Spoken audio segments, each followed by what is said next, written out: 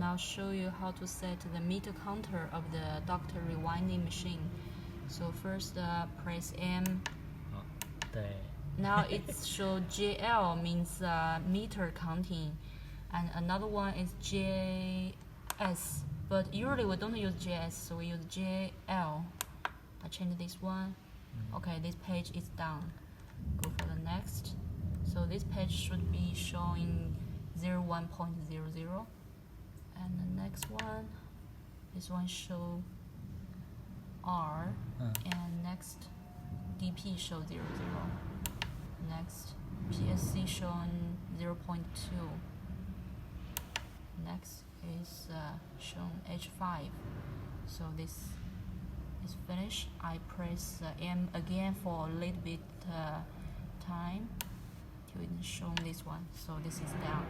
And now I want to set 100 meter. So this one for left and right move. So I change. 是这个吧？哦，再按下是吧 ？Press M first, and I move to the left.